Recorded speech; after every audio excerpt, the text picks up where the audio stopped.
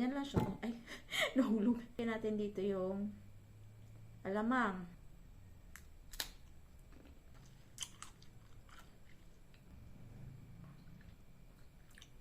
Hi guys! For today's video, magmumukbang tayo ng mangga. Pero ang liliit ng mga mangga. Dito ko lang to na guys, na meron silang binibentang yung mga maliliit na mangga. Feeling ko ito yung mga nahuhulog na mga maliliit. Yung hindi naging or hindi lumaki or di ko sure. Baka meron talagang mga mangga na ganito kaliliit. Parang ano pa siya, yung mga baby na mangga ba? Ang liliit talaga niya guys. Oh. Pero binibenta siya dito. Kaya ito yung mumukbangay natin for today's video. Sen. So, ito na siya guys. Naanahan ko na siya, nabalatan ko na siya.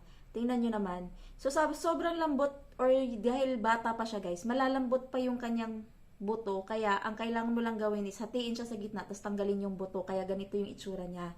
Kasi hinati ko lang yan sa gitna, tapos tinanggal ko yung buto. Ayan oh. So, mga baby pa talaga to. Di ko lang alam kung ito ba yung sinadya ba tong harvestin or ganito talaga sila. Dapat hina-harvest ng ganito kabata. Di ko sure. Pero, ayan. Titikman na natin siya ngayon. So, ganyan lang siya. Ay, nahulog. Ganyan. Lagyan natin dito yung alamang.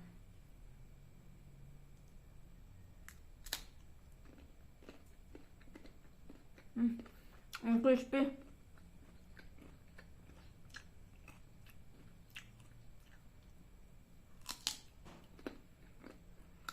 Maasim siya guys.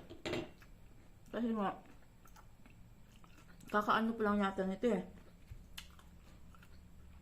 Hinarvest nila siguro to or ito yung mga nahulog dahil hinangin. Masarap naman siya.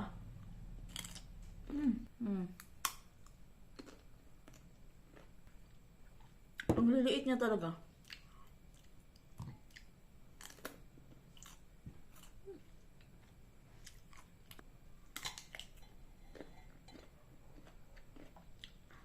At dahil maasim itong kinain natin, so meron tayo ditong pampabalance. Ayan, oh. Ito yung nakikita ko sa TikTok na kinakain nila.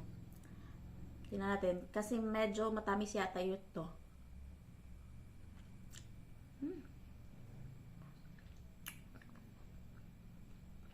Ayan, jelly. Jelly.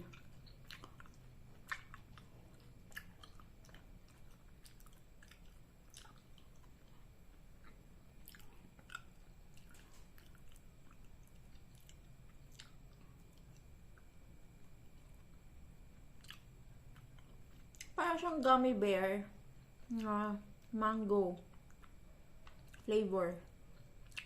Sarap siya. Sarap.